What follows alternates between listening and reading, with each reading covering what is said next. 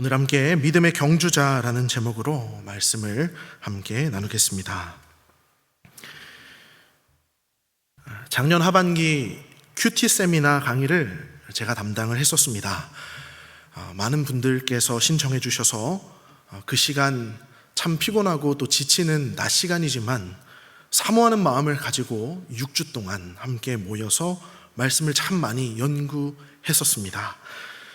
여러 가지 말씀을 나눴던 것들이 기억이 나지만 그 가운데 나누었던 내용 중 한 가지를 소개하자면, 성경은 전달하려는 뚜렷한 내용과 목적이 있기 때문에 성경을 해석하는 특별한 방법이 있다는 사실을 나누었습니다. 성경을 해석하는데 여러 방법이 있을 수 있겠습니다만 제가 정말 추천하고 싶은 방법이 한 가지 있다면 그것은 성경 안에서 반복되는 단어를 찾는 것입니다. 성경은 이야기와 또 편지, 또 때로는 시와 전기라고 하는 여러 형식을 가지고 있죠. 그런데 이것이 글이다 보니까요, 중요한 내용일수록 반복해서 기록할 수밖에 없다는 것입니다. 너무 중요해서 이것을 강조하고 싶은데요, 편지에다 대고 소리를 칠 수는 없지 않습니까? 그렇다 보니까 했던 말을 또 하게 되고, 그렇다 보니 자주 나타날 수밖에 없다는 것이죠. 그러므로 반복되는 단어를 찾을 수 있다면 그 부분에서 글 쓴 사람이 가장 강조하고 싶은 내용을 찾을 수가 있다는 것입니다. 예를 들어 성경에는 믿음이라는 단어가 있죠. 이 믿음이라는 단어는 특별히 복음서에서 마태복음에는 14번, 마가복음에는 11번, 누가복음에는 9번만 쓰였는데요, 이 단어가 요한복음에 몇 번 등장하는지 아십니까?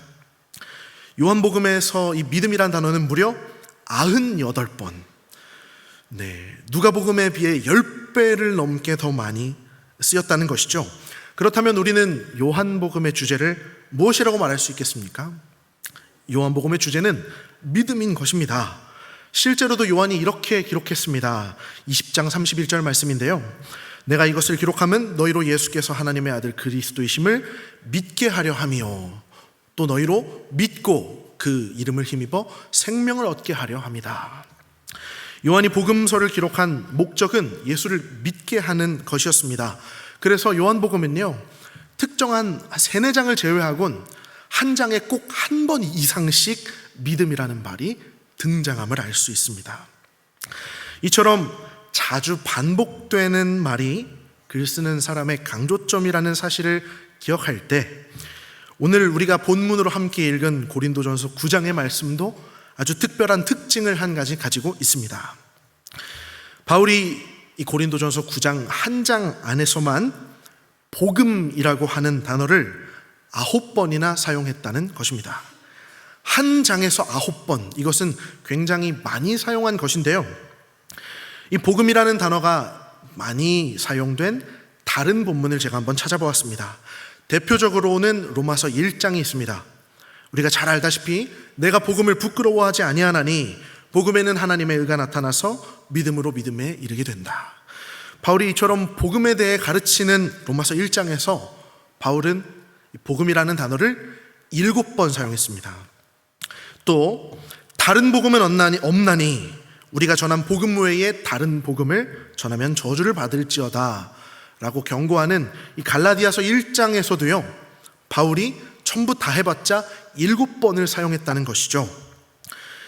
이처럼 대표적인 복음장에서조차 7번 정도 사용되는 이 단어가 오늘 본문에서는 무려 9번이 사용되었다는 것입니다. 그리고 이것은 바울 서신 전체를 통틀어서 가장 높은 빈도에 해당하는 수치입니다. 복음 이렇게 9번이거든요. 바울은 어떠한 이유에서 이렇게 복음에 대해 강조하는 것일까요? 바울의 인생과 그리고 그가 쓴 바울 서신을 이해하는 매우 중요한 키워드가 있다면 바로 이것, 복음일 것입니다. 복음은 좋은 소식이죠. 좋은 사건을 의미합니다. 무엇이 그리 좋습니까? 명절이라도 찾아온 걸까요? 박해자였던 바울이 예수를 만났다는 사건이 좋다는 것입니다. 이것이 복음인 것이죠. 바울은 유대교의 랍비였습니다. 그리고 그는 예수의 박해자였습니다. 이와 같은 사실을 생각할 때 절대 예수 그리스도를 인격적으로 만날 수 없는 사람, 그리고 예수 그리스도를 만나서도 안 되는 사람이 있다면 그는 바울일 것입니다. 영화를 보면, 또 드라마를 보면 가해자가 피해자의 장례식에 찾아와서 손가락질을 당하는 그런 장면들을 한 번쯤은 보신 적이 있으실 겁니다. 그때 이 피해자의 얼굴이 어떻죠? 네가 감히 여길 어디라고 찾아와, 이런 대사 들어보신 적 있으시죠? 마치 이와 같은 것입니다. 바울은 가해자였고 박해자였다는 것이죠. 그리고 예수님은 그 박해를 당한 피해자인데, 그런 그가 예수를 만났고 예수님께 용서를 받는다는 것은 있을 수 없는 일인 것입니다. 그는 단지 예수를 싫어하기만 했던 것이 아니라 예수 믿는 사람이라면 목숨도 해쳤습니다. 그가 염치가 있다면 바울만큼은 예수를 만나면 안 될 것입니다. 그러나 그런 그가 예수를 만났다고 하는 이 사실이 바울에게 복음이 될 수밖에 없는 것이죠. 그래서 바울은 그의 여러 서신서에서 공공연히 자신을 죄인이라고 표현합니다. 나는 죄인 중에 괴수요, 만삭이 되지 못하여 태어난 것 같은 자다. 그리고 그가 자기 자신을 이렇게 묘사하는 그 이유가 과거에 자신이 예수를 박해했던 사실이 있기 때문이라고 말한다는 것이죠. 이처럼 바울의 복음의 토대에는 그가 과거 사악한 죄악을 저질렀던 사람이라고 하는 이 사실이 짙게 깔려 있습니다. 그가 박해자에서 회심한 사람이기 때문입니다. 이처럼 바울이라는 사람은 회심의 과정이 아주 남다른 사람이었고요, 그렇기 때문에 회심한 이후의 모습까지도 아주 남다른 사람이었습니다. 바울의 믿음은 유대교의 율법주의가 자신을 구원한다고 고백하는 데에서 이제는 오직 예수의 대속의 피가 자신을 구원한다고 하는 것으로 변화되었습니다. 그의 삶은 박해하는 삶에서 박해당하는 삶으로 바뀌었습니다. 자신이 기독교 신자에 대하여 행했던 그 지독한 박해를 그대로 자기 자신이 받으며 살았던 것이죠. 또 부하고 명예로운 삶을 살았던 그가 가난하고 도망치느라 바쁜 삶을 살아야 했고요, 로마의 시민권과 율법으로 완전한 신분을 자랑했던 그가 이제는 죄수를 매달아 놓는 나무로 된 처형 도구를 자랑하는 사람이 되었습니다. 이처럼 바울의 회심은 그의 삶을 180도 바꾸어 놓았습니다. 그러므로 바울에게 복음은 변화의 복음이 아닌가 합니다. 그가 예수를 믿고 180도 변화되었다는 것이죠. 그리고 바울은 오늘 본문에서처럼 이처럼 변화된 자신의 삶에 대해 기록하는데요, 오늘 본문 23절 말씀은 이렇게 기록하고 있습니다. 내가 복음을 위하여 모든 것을 행함은 복음에 참여하고자 함이라. 아멘. 자신을 변화시켰던 복음, 자신을 살리고 자신을 구원한 이 복음으로부터 은총을 받을 뿐만 아니라, 은총을 받고 받기만 하고 끝나는 것이 아니라 이제는 그 복음에 자기 자신도 참여하는 삶을 살고 싶어 했다는 것입니다. 그래서 저는 이 바울의 모습을 한 단어로 표현하자면 바로 복음 참여자가 아닐까 합니다. 바울은 복음에 참여하는 사람으로 살았다는 것입니다. 한마디로 하여서 복음 참여자였다는 것이죠. 그리고 바울은 예수 믿는 것이 바로 이처럼 복음에 참여하는 삶이라고 말했습니다. 복음의 은총을 누리기만 하는 삶이 아니라, 받기만 하다가 끝나는 삶이 아니라 이제는 그 복음에 자기 자신도 참여하는 삶이다 라는 것입니다. 그리고 바울은 오늘 본문의 말씀에서 자기 자신만, 바울만 이 복음의 참여자인 것이 아니라 고린도 교회의 모든 성도들도 바로 이 복음 참여자의 삶을 살아야 한다고 권면하고 있습니다. 바울이 이 편지를 기록할 때요, 고린도 교회의 담당 교역자만 읽게 하지 않았습니다. 목사님들만 읽으라고 이 편지를 쓴 것이 아니라 고린도 교회의 모든 평신도들이 다 읽으라고 이 편지를 주었다는 것이죠. 고린도 교회의 선교 담당자만 읽는 것이 아니라 고린도 교회의 화요 전도대 대원들만 읽는 것이 아니라 고린도 교회의 모든 성도들이 이 말씀을 읽고 복음에 참여하는 삶을 살기를 바랬다는 것입니다. 복음에 참여한다는 것은요, 특별한 사람들만 감당하는 특수한 직분이 아니라 신자라면 모두 누구나 참여해야 할 일이기 때문이죠. 그러므로 복음에 참여하는 것은 특수직이 아니라 보편직이라는 것입니다. 고로 고린도 교회의 모든 성도들, 더 나아가 예수 믿는 모든 사람은 다 이처럼 복음의 참여자로 살아야 한다고 가르쳤던 것입니다. 그리고 더 나아가서 이 말씀은 우리에게도 동일하게 적용되는 말씀인 줄을 믿습니다. 제가 신학대학원에 다닐 때에 고 옥하는 목사님의 설교 말씀 녹음본을 찾아 들었던 때가 있었습니다. 그때 참 많은 설교 말씀을 들었는데 그때 들었던 말씀 한 구절이 지금까지도 생각이 납니다. 바울이 믿는 예수 그리스도, 바울이 만난 예수 그리스도와 내가 믿는 예수, 내가 만난 예수가 같은 예수 그리스도라면 바울을 바꿔놓은 예수 그리스도가 내 삶도 바꿔놓아야 하지 않겠습니까? 목사님께서 이렇게 말씀하셨는데요. 바울을 바꿔놓은 변화의 복음, 그의 삶을 박해자에서 전도자로 바꿔놓은 그리스도의 복음은 고린도 교인들을 바꿔놓아야 할 뿐만 아니라 오늘날 우리의 삶까지도 바꾸어야 마땅하다는 것이죠. 전도자의 직무는 특수직이 아니라 보편직이라는 것입니다. 예수를 믿는다는 것은 성문교회의 교인이 된다는 것은 사도신경을 외우고 주기도문을 외우는 정도가 아니라 복음에 참여하며 복음을 위하여 모든 일을 행하는 것, 복음 참여자의 삶을 의미한다는 것입니다. 그러므로 오늘 말씀 가운데 복음이 우리의 삶을 변화시키기를 간절히 소망합니다. 우리로 하여금 전도자의 삶, 복음 참여자의 삶을 살게 하시기를 간절히 소망합니다. 전도자가 필요한 시대를 살고 있습니다. 이것은 단순히 노방전도를 의미하는 것이 아닙니다. 우리의 삶이 전도자가 되어야 한다는 것이죠. 무엇을 하든지 복음을 위하여 살며 나의 삶을 통하여 다른 영혼에게까지 이 복음이 전해지기 위해 힘쓰는 것, 그것이 전도자의 삶인 것이죠.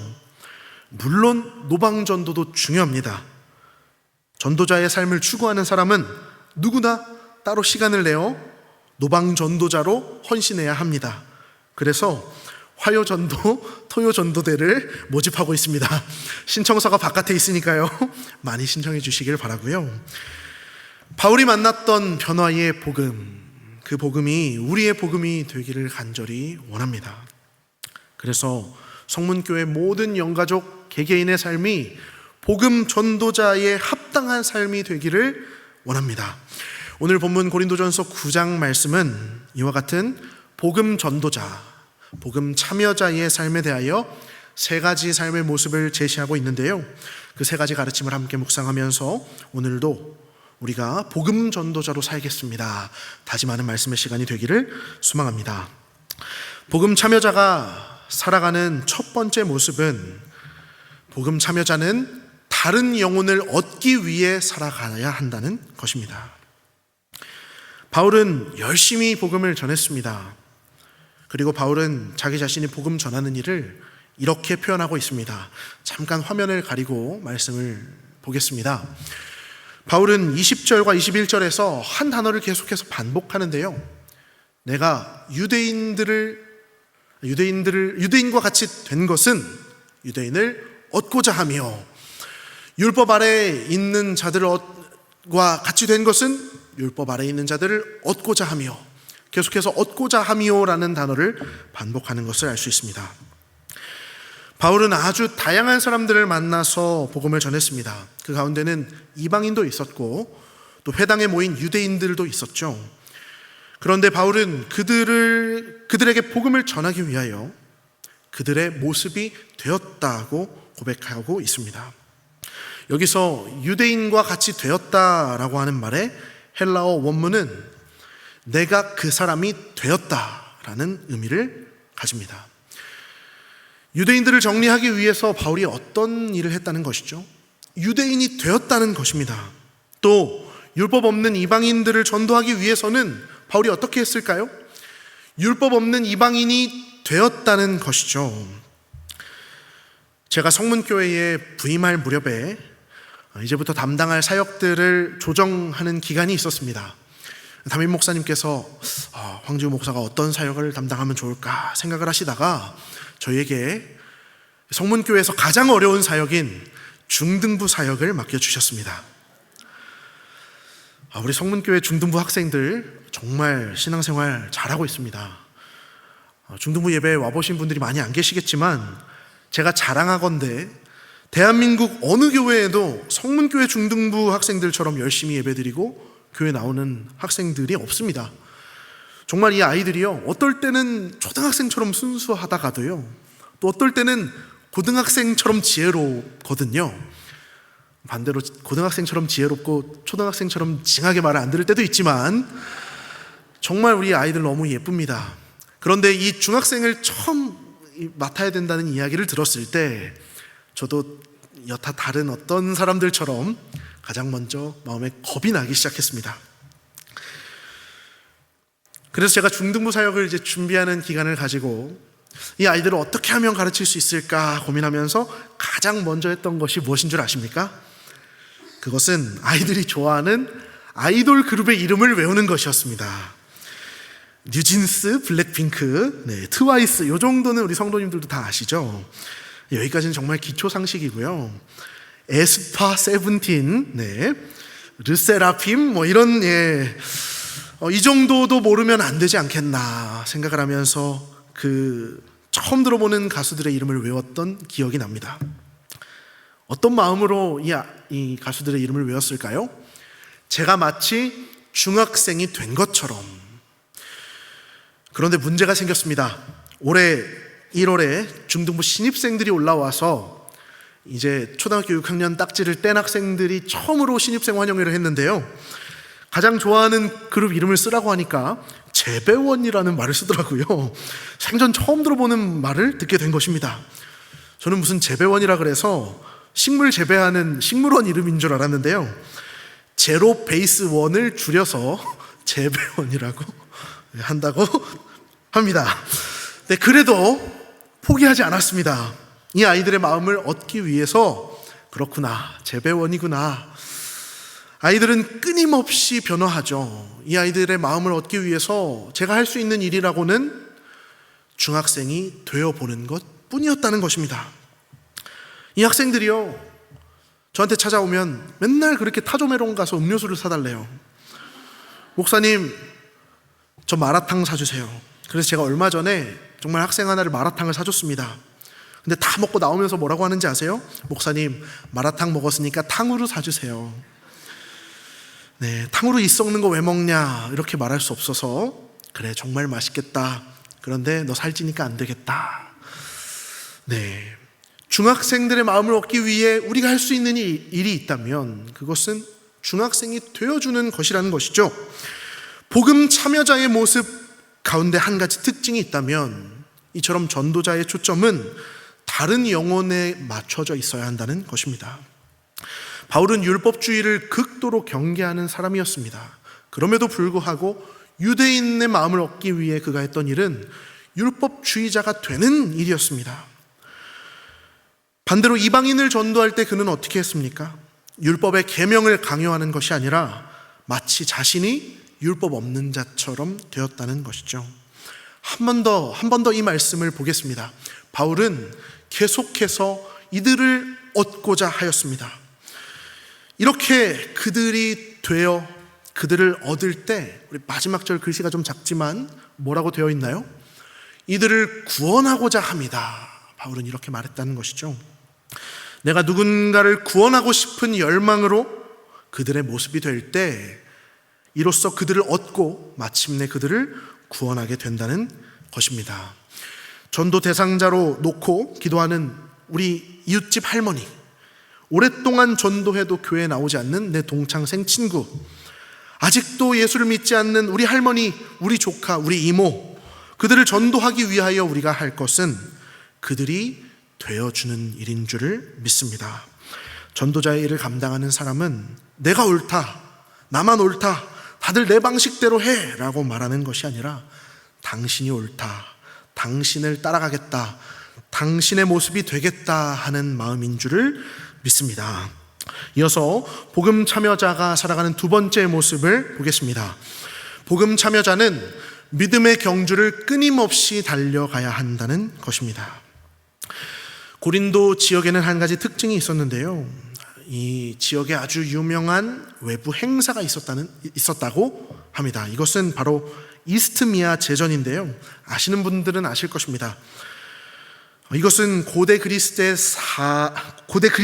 4대 경기 대회 중에 하나로서 올림픽처럼 올림피아 제전과 더불어 그리스의 아주 유명한 스포츠 대회였다고 합니다.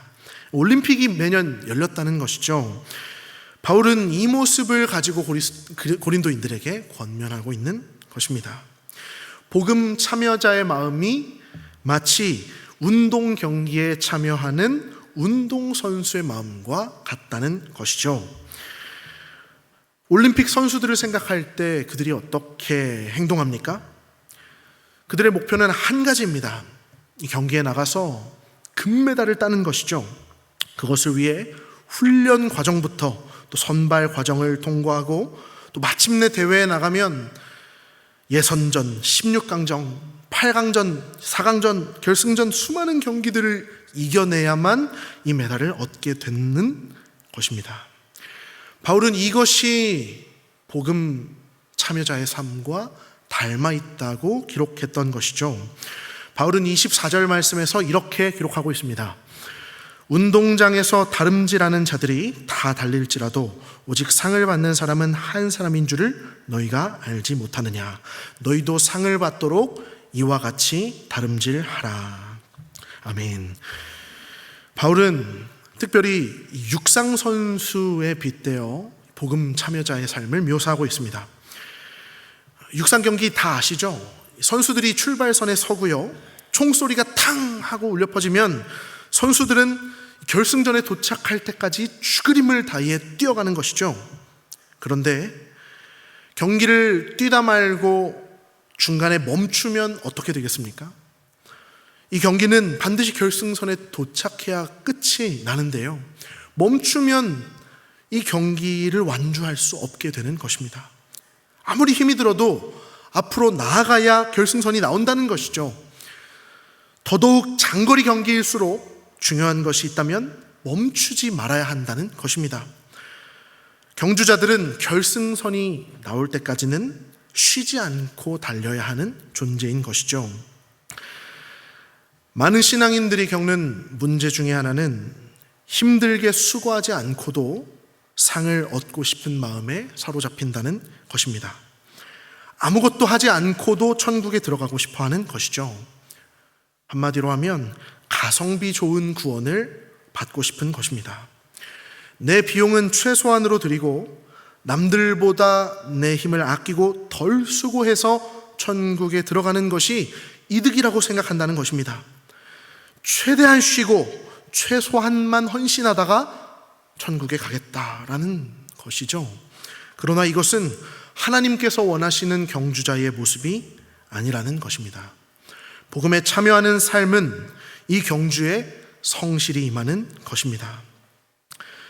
육상 선수는 내 다리가 아무리 무거워도 어떻게 해서든 앞으로 나아가는 사람입니다. 믿음의 경주도 이와 같다는 것이죠. 지금은 경주 중이라는 것입니다. 내 영혼의 다리가 천근만근 무겁더라도 지금은 경주 중이니까 뛰어야 하는 것입니다. 우리도 말씀 가운데 다시금 힘을 얻어 이 믿음의 경주를 끝까지 완주할 수 있기를 소망합니다. 마지막으로 복음 참여자가 살아가는 세 번째 모습은, 복음 참여자는 영원한 영광을 위해 자기 삶을 절제한다는 것입니다. 바울은 24절 말씀 다시 한번 보겠습니다. 이렇게 기록했습니다. 운동장에서 다름질하는 자들이 다 달릴지라도 오직 상을 받는 사람은 한 사람인 줄을 너희가 알지 못하느냐. 너희도 상을 받도록 이와 같이 다름질하라. 아멘. 바울은 이 영적인 경주의 끝에는 반드시 상급이 기다리고 있다고 기록했습니다. 그런데 이 상은요, 어떤 상인가요? 영원한 하나님 나라에서 영원토록 누릴 수 있는 상이라는 것이죠. 세상에서 받는 상도 얼마나 귀합니까? 어떤 방송에요, 은퇴한 올림픽 메달리스트가 출연을 했는데요, 이제는 운동선수로 사는 것이 아니라 은퇴를 하고 식당을 개업했던 것입니다. 이제 식당 사장님에 불과한데 입구에 들어가면 떡하니 이 올림픽 금메달이 놓여져 있습니다. 그리고 이 메달보다 더 큰 장식품들이 이 메달을 감싸고 있습니다. 2004년 세상에서 가장 기록이 빠른 사나이. 저희 중등부 학생 중에도 운동선수가 있는데요, 제가 좋아하는 어떤 학생이 이제 태권도 선수인데 별명이 뭔지 아십니까? 목동의 자랑이래요. 목동의 자랑. 얼마 전에도 메달을 하나 받았습니다. 2024년 중등부 라이트급 아무개. 이것이 얼마나 멋있어 보이던지요, 2024년 중학생들 중에 성적이 가장 좋다는 것 아니겠습니까? 훗날 누군가로 인해 이 기록이 깨진다 하더라도 그가 당대에 가장 뛰어났던 선수라는 사실에는 변함이 없는 것입니다. 그것이 금메달의 의미인 것이죠. 승리자의 영광은 이와 같은 것입니다. 시간이 지나도 빛을 잃어버리지 않는다는 것이죠. 그래서 선수라면 누구나 혼신의 힘을 다해 이 상을 받기를 원하는 것입니다. 그래서 바울은 25절에 이렇게 말씀합니다. 이 길을 다투는 자마다 모든 일에 절제하나니 그들은 썩을 승리자의 관을 얻고자 하되 우리는 썩지 아니할 것을 얻고자 하노라. 아멘. 이 땅에서 받는 금메달도 이렇게 영광스러운데 하물며 하늘에서 받는 금메달이 있다면 얼마나 아름답고 영광스러울까요? 2084년 양천구에서 가장 열심히 복음에 참여한 사람 1위 두구두구두구 황지우 목사. 그럴 수 있다면 얼마나 좋겠습니까? 영원한 하나님 나라에서 영원토록 빛날 승리자의 영광, 그 빛이 영원토록 바라지 않고 우리를 빛나게 할 것을 믿습니다. 마지막으로 한 가지 더, 바울은 이 승리자의 관을 얻기 위하여 절제하라고 가르칩니다. 운동선수들은 기록을 위하여 자신의 삶을 절제하고 포기하죠. 더 날렵한 속도를 내기 위해 체중을 줄입니다. 또 반대로 더 힘을 많이 쓰기 위해 억지로 밥을 목구멍에 우겨 넣는 사람들도 있습니다. 경주자로서 승리자의 영광이 내 사사로운 개인의 욕망보다 더 중요하기 때문인 것입니다. 바라기는 우리 모든 성문교회의 영가족이 복음에 참여하는 삶을 위하여 내 개인의 삶을 절제할 수 있는 탁월한 믿음의 경주자가 다 될 수 있기를 진심으로 소망합니다. 말씀을 정리하고 마치겠습니다. 바울은 복음을 만났습니다. 박해자였던 그는 전도자가 되었습니다. 그리고 그는 한평생 복음을 가슴에 품고 살았습니다. 그리고 복음에 참여하는 자가 되기를 간절히 원했습니다. 복음 전도는 전도대원들만 하는 것이 아닙니다. 전도사만 하고 강도사와 목사만 하는 것도 아닙니다. 신자라면 누구나 이 복음에 참여해야 할 의무를 가지고 있습니다. 목장장으로서, 교사로서, 성가대원으로서, 권찰로서, 목원으로서 우리는 각자 자기의 자리에서 복음에 참여하는 자로서 살기 위해 최선을 다해야 하는 것이죠. 함께 복음 참여자의 세 가지 특징에 대해 나누었습니다. 우리가 이 시간 말씀 앞에서 결단하기를 원합니다. 하나님, 나도 복음의 전도자로 살겠습니다. 나에게 맡겨주신 영혼을 얻기 위하여 내가 그 사람이 되겠습니다. 주께서 허락하신 이 믿음의 경주를 흔들림 없이 완주하겠습니다. 이렇게 다짐할 수 있기를 원합니다. 사랑하는 성문의 영가족 여러분, 이 믿음의 경주를 다 마치는 날에 주께서 우리에게 승리자의 관을 씌워주실 것입니다. 우리가 이 경기에서 낙오하지 않기 위하여 부지런히 우리 자신을 더욱더 단련하고 절제하는 지혜를 갖추기를 원합니다. 이 세상의 영광이 아니라 저 아름다운 하늘나라의 영광, 저 하늘나라의 썩지 아니할 승자의 영광을 바라보며 이 믿음의 경주를 끝까지 담대히 완주하시는 성문교회 모든 영가족이 되시기를 진심으로 소망합니다.